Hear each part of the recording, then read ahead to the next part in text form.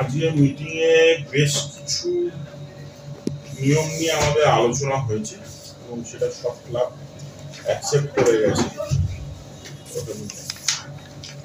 সেটা হলো এক, প্রেস কনফারেন্স আমরা যদি প্রি ম্যাচ প্রেস কনফারেন্স করি সেখানে ক্লাবদের আসতেই হবে।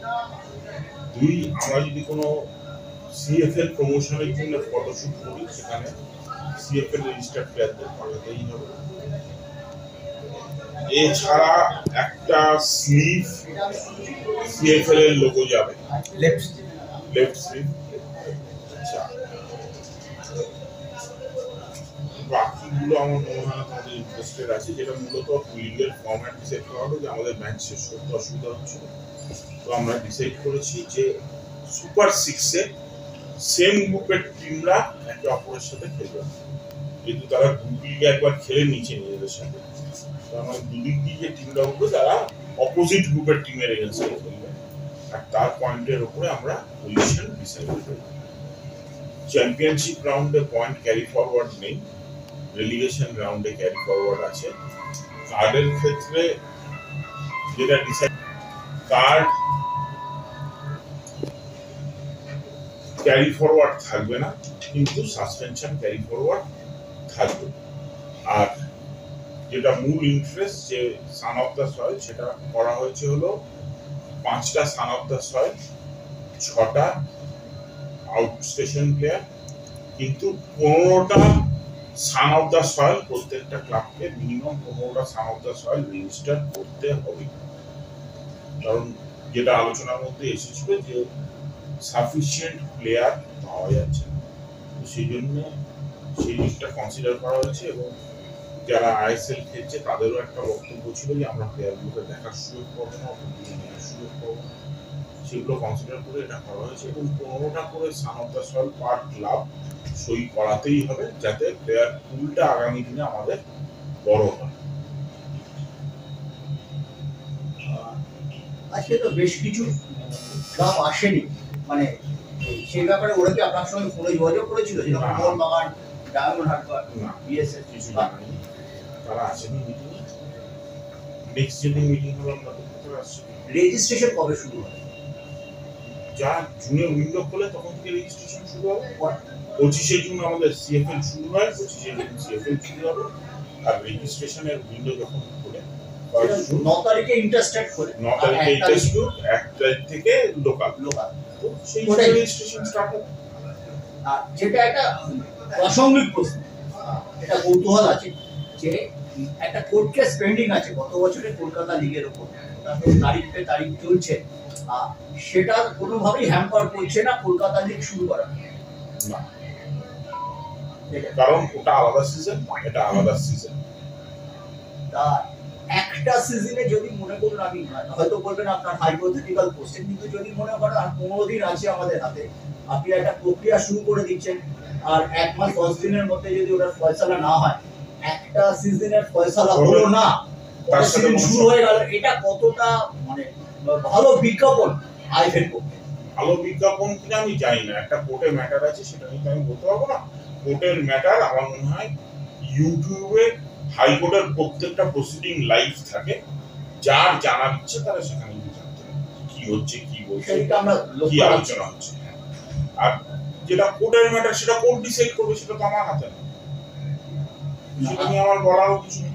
মানে এই যে 1 তারিখে সই শুরু হবে, 9 তারিখে ইন্টারস্টেট, 25 তারিখে লিগ শুরু হবে, আর তার আগে কি এটা মানে আপনারা কি আপিল করবেন যে এর আগে আপনারা ভার্ডিক দিয়ে? এটা তো আমাদের হাতে না, কোর্ট ডিসাইড করবে। আমার আপিল করাটা তো আপনার হাতে।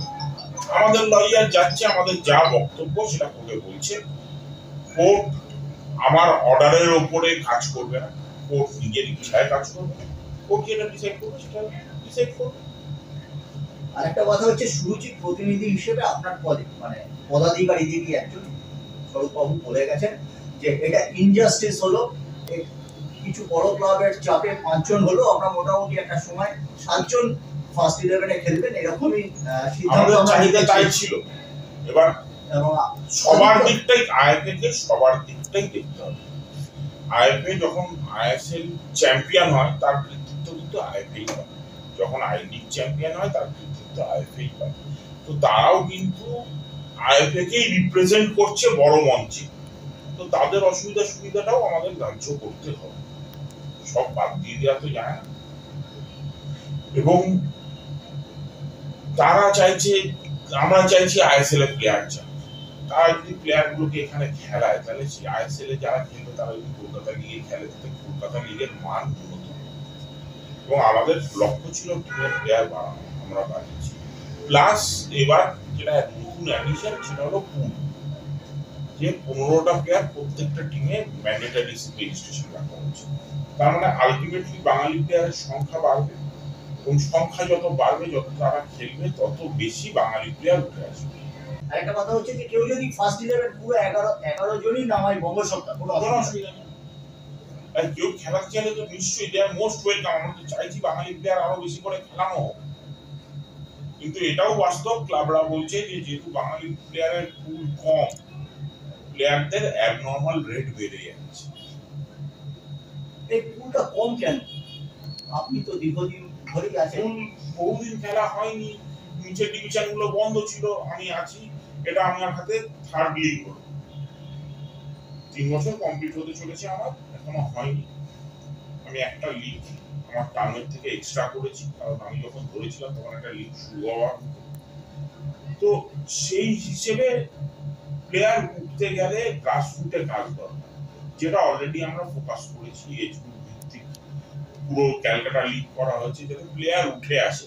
যেটা 15 বছরের ছেলে তার পরের দিন প্রিমিয়ার খেলার জন্য রেডি হয়ে যাবে, তাকে 4 বছর 5 বছর সময় দিতে হবে। এবং যারা 17-18 ছিল তারা উঠে আসছে। বেঙ্গলের রেজাল্ট গ্র্যাজুয়ালি ইমপ্রুভ করছে। জয়বাবু, একটা পরম্পরা আমরা দেখেছি, আপনি যখন 26টা দলকে লটারি করবেন যখন, তখন 1 আর 2কে আলাদা রাখা হয়, করেই লটারিটা করা হয়। যদি কোর্ট কেস পেন্ডিং আছে, যদি না মেটে, তখন যে লটারি করবেন তখন আপনি কি পন্থা নেবেন?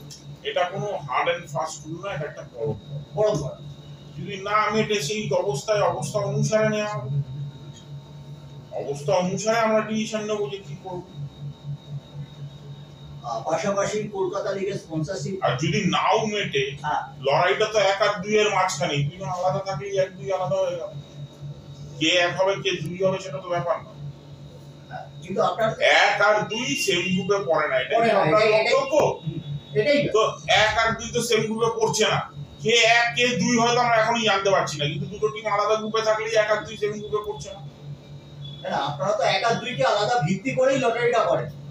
1 আর 2 কে ভিত্তি করেই তো করছি।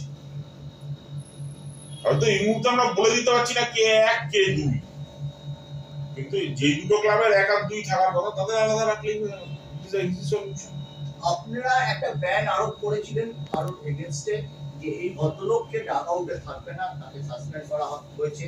কিন্তু গত মরশুমে কালীঘাট স্পোর্টস লাভার্সের হয়ে ডাক আউটে তাকে দেখা গেছে। এটা পেন্ডিং আছে শৃঙ্খলা রক্ষা কমিটিতে। না, শৃঙ্খলা রক্ষা কমিটিতে পেন্ডিং নেই। এটা কি অবস্থা? স্ট্যাটাস এটা গভর্নিং বডিকে রেফার করে দিয়েছে শৃঙ্খলা রক্ষা কমিটি। সেই জিবি মিটিংটা কি হয়ে গেছে? না, হয়নি। হবে। সেটা এটা কবে রেফার করেছে? বেশ কিছুদিন আগে। গভর্নিং বডি অ্যাপেক্স বডি, একটা ইস্যুর জন্য তার মিটিং ডাকা সম্ভব না। আমরা যেটা করি, যেই 5টা 7টা এজেন্ডা হয়ে যায় তখন একটা করে গভর্নিং বডি মিটিং। আমার